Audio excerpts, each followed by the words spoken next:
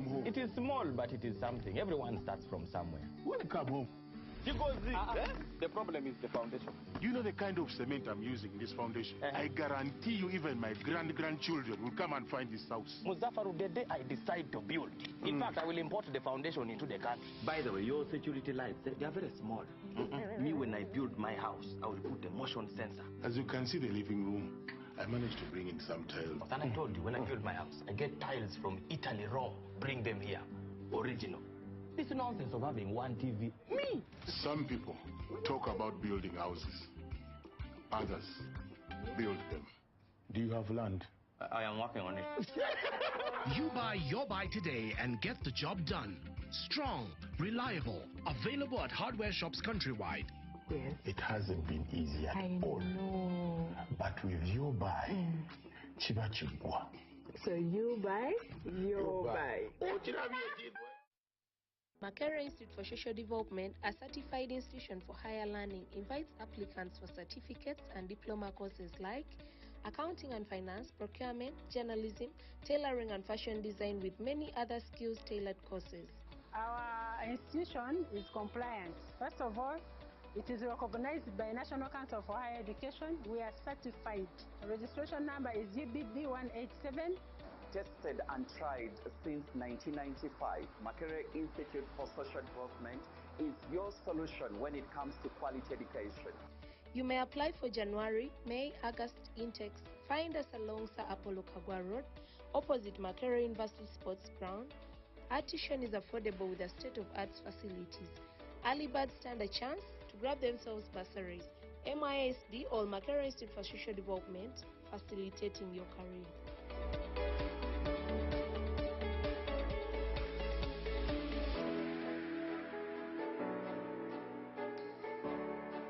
My name is Gloria Serikari. I work as the manager for corporate affairs at the Petroleum Authority of Uganda. The Petroleum Authority of Uganda is a government regulatory body whose role is to regulate and monitor the oil and gas activities in Uganda. This means our work is to provide oversight to the companies and their contractors that are working to ensure that Uganda is able to produce and commercialize its oil and gas resources. This work entails ensuring that the activities are being undertaken in line with our laws and regulations as a country, but also the international best practice standards, given that oil and gas is a global industry. So the oil and gas projects in Uganda have progressed significantly. The authority was established in 2015, and that means towards the end of 2025, specifically in October, we marked 10 years, which is a decade of service to the nation. And the oil and gas projects in Uganda are obviously much older. They've been in place longer than we've been here as an authority.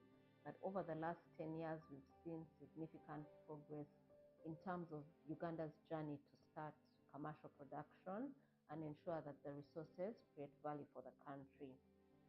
So in terms of the current status and progress that has been made, our oil and gas projects are in two categories. We have the projects that are being developed to produce oil from the ground. And these are what we call the upstream projects. And we have two key projects. We have the Kingfisher project, which covers mainly Bulisa and Nwea districts and is operated by Total Energies, EP Uganda. The second petroleum production project is the Kingfisher project, which is located mainly in Hoima and Chikube districts and is operated by Sinop Uganda Limited. So these two projects are different in scale. The Tilenga project will have a peak production of 190,000 barrels of oil per day, whereas the Kingfisher project will have a peak production of 40,000 barrels of oil per day. The facilities required to produce oil from both projects are almost the same. We have drilling of wells, and wells are drilled into the ground so that we can access the reservoirs or the pockets of oil. So for the Tilenga project, we require close to 420 wells for us to fully develop the field. Whereas for the Kingfisher project, we require about 31 wells. However, for us to start commercial production, we do not need all these 450 plus wells to be in place. We need close to maybe 190 wells for both projects. And to date, we have seen 100% of the wells required for fast oil for us to start commercial production being drilled. So we have hit the requirement for us to start commercial production. So alongside the wells, we require other facilities. So once the oil comes out from the ground, it must be transported to what we call a central processing facility, which is like a mini industrial area where the oil is processed or cleaned. Because when oil comes out of the ground, it comes with water, with gas, and other products. So before it is sent to the pipeline or to the refinery, this oil has to be cleaned or processed at a central processing facility. So each of the projects will have a CPF. In addition, after cleaning the oil, it has to be transported to a collection facility, a collection area where the pipeline will start and the refinery will be located. So each of the projects also have what we call feeder pipelines, and these are also under construction. So in terms of overall readiness, the Tilenga project is currently at about 64% ready, and the Kingfisher project is close to 76% ready for us to achieve commercial production.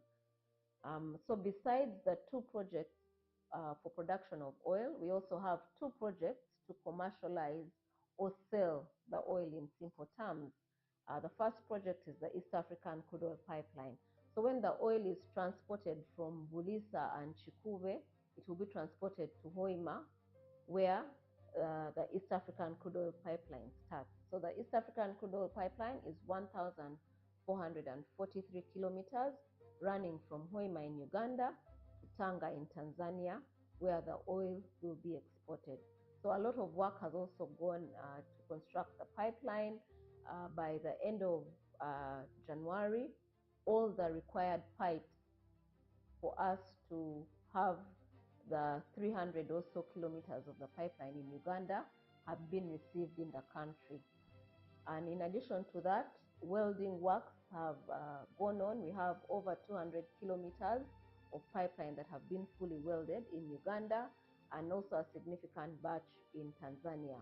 So for the East African Crude Oil Pipeline, that is close to 80% complete. This means that it is alongside us preparing the projects to produce oil, we are also preparing the infrastructure required to commercialize this oil. That's the East African Crude Oil Pipeline and the refinery, where negotiations of the commercial agreements are progressing well. So as the authority, our role is to ensure that the construction work for these activities, the work to develop these facilities, is being done in line with international best practice. This means that, first of all, we have Ugandans participating. The construction work or development of these projects is bringing in investments of close to $15 to $20 billion into the country. And we would like to see a significant portion of that retained in the country. So to date of contracts close to $7 billion that have been approved for award, so far $2.2 billion has been retained by Ugandans. So that is part of what we call national content. In addition to having Ugandans participate in the sector, we also have a role to ensure that the projects are developed in line with our environmental laws, to make sure that as we develop the projects, we are also taking care of our environment and ensuring conservation. Secondly, as the authority, we make sure that the projects are being done in a cost-efficient manner, making sure that it does not affect the overall profit for the country, but also ensuring that we are receiving and processing the data that's coming out of the work that's being done. The other area of value that the projects are bringing into the country is in terms of our economy as a country. Remember that as a country, we are now implementing our National Development Plan 4 that looks at the contribution of different sectors to causing transformation in the lives of the people. So the oil and gas sector is part of the sectors that have been recognized with potential impact to cause this transformation and tenfold growth that we're talking about as a country. How are we seeing this? One is that as the sector players, we recognize that oil and gas can contribute to other productive sectors of the economy. Here we're talking about agriculture, tourism, manufacturing, development of infrastructure. We've already seen, for example, in the areas where oil and gas developments are taking place, the road networks by international standards, and these are roads that are being used by businessmen, by farmers, by people going to school, access health centers. So we're already seeing that positive impact. We also have tourism as a key sector of the economy. We have also worked with sector players to identify opportunities for tourism because we have thousands of people coming into the area to work.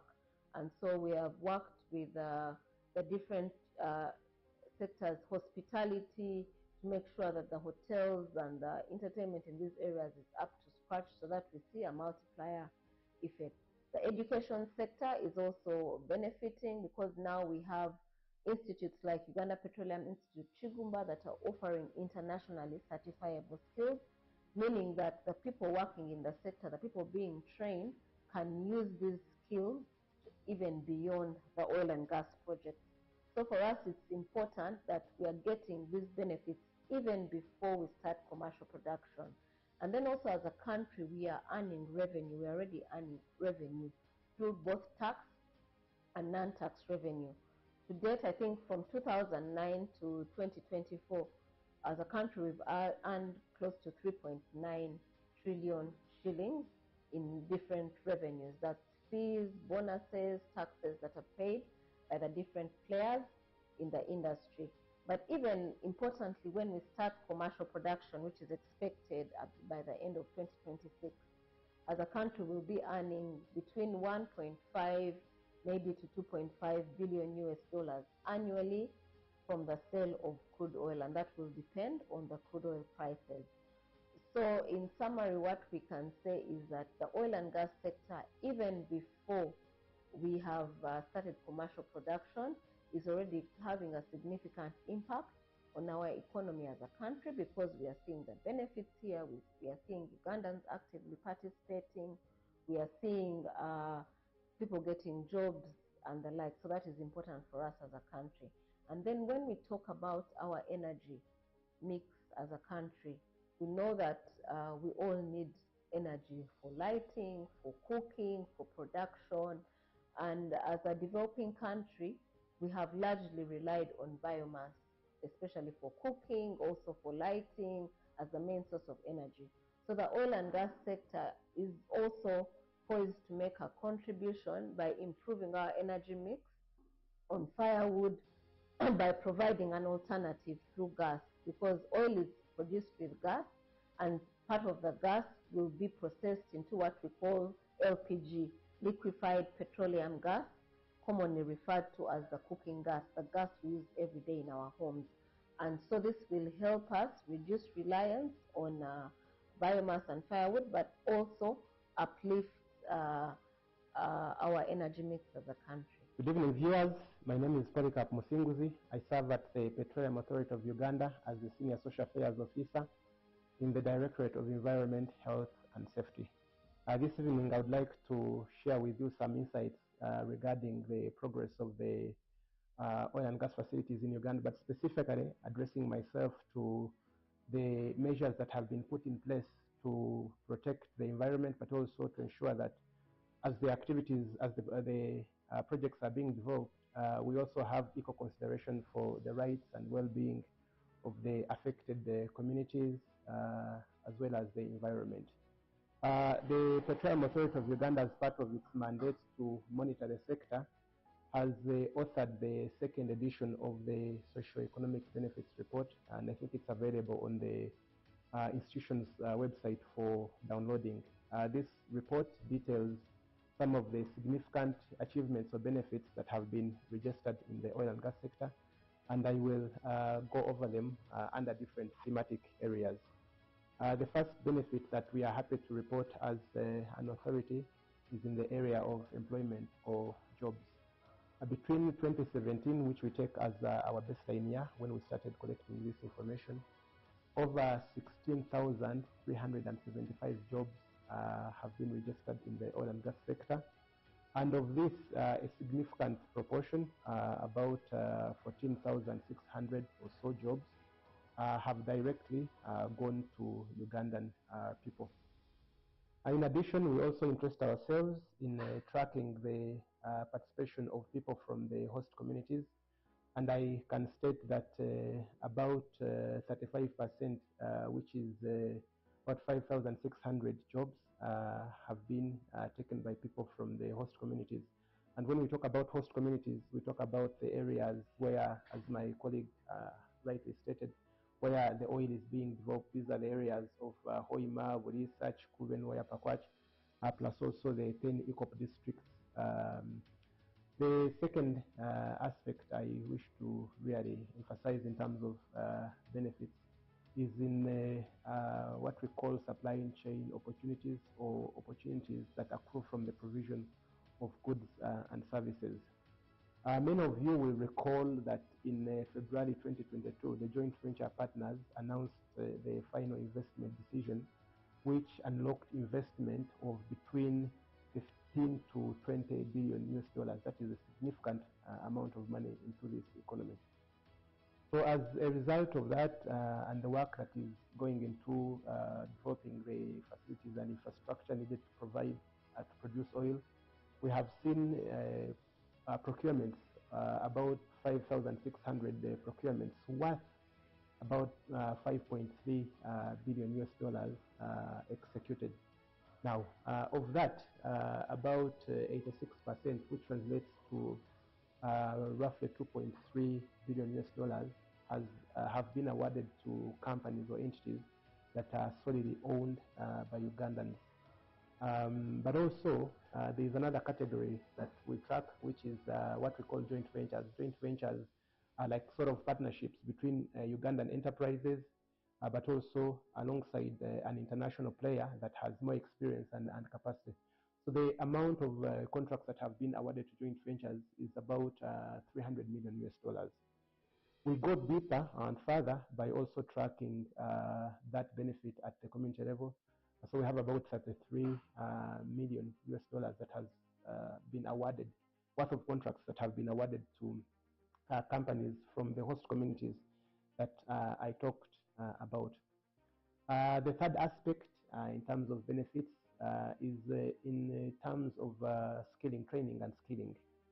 The ordinary Ugandan out there needs to understand that, again, between 2017, which we take as our baseline year, we have had over 33 million US dollars worth of investment in training and skilling Ugandans so that they have the requisite knowledge and capacity to participate in the oil and gas sector, which, as you know, is highly technical and it requires sophisticated skills.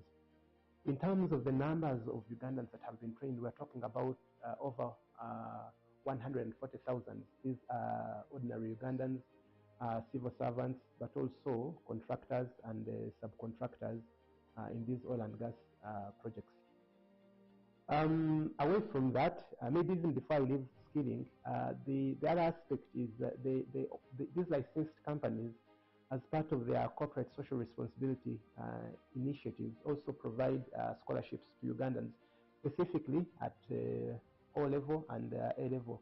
And from 2013, when we started collecting this data, we have seen over 1,200 young people from vulnerable households that ordinarily would never have afforded the opportunity to get a good education, have this opportunity to study at some of the best schools in this country. We also have vocational skills and training, specifically under the livelihood restoration programs, but also other community investment programs, where we have had over 2,500 young people, both men and women, skilled in various vocational and technical enterprises of their choice. They have not just stopped at skilling, but also equipping them with the startup kits and also exposing to apprenticeship opportunities so as to smoothen the transition into employment. Away from that, let me speak about benefits in terms of agriculture, because as you know, agriculture is the dominant economic activity for majority of the people in this country, and the statistics from the from the just concluded National Housing and Population Census attest to that. Now we have over 18,000 households, both those directly affected by the project's land acquisition activities, as well as those that are not directly affected. So those directly affected are about 8,000, and the non-project affected persons are 10,000, participating in agricultural interventions ranging from crop as well as animal husbandry. And the kind of support that the sector has extended is in many different ways, beginning from training in good agronomic practices. And this is facilitated by over 200 demonstration facilities, state-of-the-art demonstration facilities that have been established within these communities where these trainings are done. After that, they are supplied with the improved seed varieties. We call them improved because they are fast maturing, high yielding, as well as drought and pest resistant. After training, they've also been supported with post-harvest handling equipment, basically to minimize post-harvest losses, improve quality and standards, and promote market linkages. In line with the government policy, also farmer groups and associations have been formed to really strengthen the capacity of these farmers to negotiate. Now, in terms of results, of course, we've not yet undertaken extensive outcome and impact surveys, but we are seeing some results in terms of improvement in yields. So we have farmers have benefits in terms of improved food security, as well as the high income and prices of commodities for farmers. Let me end by speaking about the benefits in terms of housing improvement for most of the project affected persons that were directly impacted in terms of their physical residences. The sector has constructed 475 state-of-the-art houses that are equipped with solar systems, rainwater harvesting tanks, ventilated improved pit latrine, as well as energy-saving stoves. I will also briefly comment on the interventions that have been done to protect and conserve the environment, because as you know, the projects are implemented within very pristine or ecologically sensitive areas, among others, the Murchison Falls National Park. As the government made deliberate efforts to review the environment regulations of the country to ensure that the requirements for oil and gas standards are embedded, which led to the development of the Petroleum Waste Management Regulations for 2019, as well as the Oil Spills Prevention, Preparedness and Response Regulations for 2020. Now, in terms of what is happening on the ground, we have the state-of-the-art waste management facilities that receive and treat this waste and ensure that it is disposed of in accordance with the law. And in terms of oil spills mitigation, the regulations that I talked about set up a framework, what we call the Oil Spills Mutual Aid Group. This is the framework of collaboration and partnership with other different stakeholders, the Uganda Wildlife Authority, NEMA, and other partners, to ensure that we have in place the requisite equipment, but also do trainings and capacity building in terms of simulations for oil spills to ensure that we have enough preparedness to respond. There's a lot of work that has gone into working with UWA to ensure that we address human-wildlife conflict cases, especially from Murchison Falls National Park. The sector is planning to support the construction of a 10 kilometers electric fence on the Ugungu Wildlife Reserve.